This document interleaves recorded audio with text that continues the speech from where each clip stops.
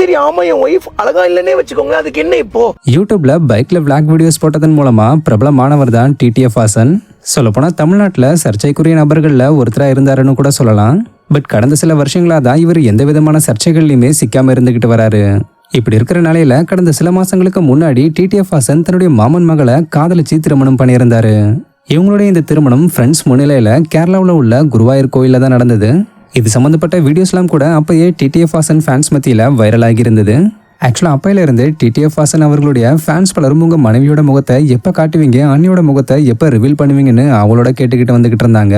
So இப்படிப்பட்ட ஒரு சூழல்ல தான் கடந்த சில நாட்களுக்கு முன்னாடி தன்னுடைய மனைவி இவங்க தானு சொல்லி அறிமுகப்படுத்தி TTF Vasan face reveal video ஒன்று வெளியிட்டிருந்தாரு. இந்த வீடியோ பார்த்த பலர் டிடிஎஃப் வாசனுக்கு பாசிட்டிவா கமெண்ட்ஸ் பண்ணியிருந்தாலும் சிலர் மட்டும் அவர் மனைவியோட தோற்றத்தை பத்தி நெகட்டிவா விமர்சனம் பண்ண தொடங்கியிருந்தாங்க. குறிப்பா பாடி ஷேமிங்லாம் கூட பண்ணியிருந்தாங்க. இதனால கடுப்பான டிடிஎஃப் வாசன் அந்த நெகட்டிவ் கமெண்ட்ஸுக்கெல்லாம் பதிலடி கொடுக்குற வகையில ரொம்பவே காட்டமா பேசி ஒரு வீடியோவை ரீசெண்டா ஷேர் பண்ணியிருக்காரு.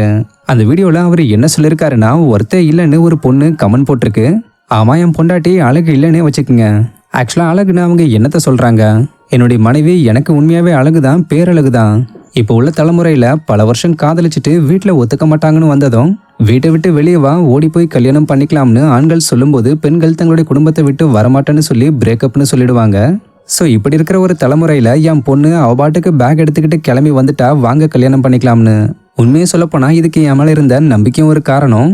என்னுடைய மனைவிக்கு சமைக்க தெரியாது, காலேஜ் போய்கிட்டு இருக்காங்க, காலேஜ் முடிக்கணும், இவ்வளோ கமிட்மெண்ட்ஸ் இருந்தாலும் ஒரு நம்பிக்கையோட வந்துட்டாங்க.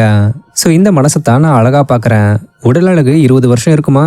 தப்பி தவறி ஏதாவது சின்ன ஆக்சிடென்ட் ஏற்பட்டுருச்சுன்னா இருக்குமா அந்த அழகு? ஸோ அழகுன்றது நிலையானது இல்லை, உள்ளத்து அழகு தான் நிலையானதுன்னு சொல்லி தன்னுடைய மனைவியை பாடி ஷேம் பண்ணவங்களுக்கு சிறப்பான பதிலடியா இந்த வீடியோவை ஷேர் பண்ணியிருக்காரு. டிடிஎஃப் வாசன் இப்படி பேசியிருக்கக்கூடிய இந்த ஒரு வீடியோ இப்போ பலருடைய கவனத்தையும் ஈர்த்துக்கிட்டு வரது மட்டும் இல்லாம இந்த வீடியோ பார்த்த பலரும் டிடிஎஃப் வாசனை பாராட்டிக்கிட்டு வராங்க. ஸோ தன்னுடைய மனைவியை எந்த இடத்துலையுமே விட்டு கொடுக்க விரும்பாத டிடிஎஃப் வாசனுடைய இந்த ஒரு ஸ்பீச்சை பத்தி நீங்க என்ன நினைக்கிறீங்கன்றத கமெண்ட்ல சொல்லுங்க. இந்த மாதிரியான அப்டேட்ஸ்க்கு மறக்காம நம்மளுடைய சேனலை சப்ஸ்கிரைப் பண்ணிக்கோங்க. தேங்க்யூ.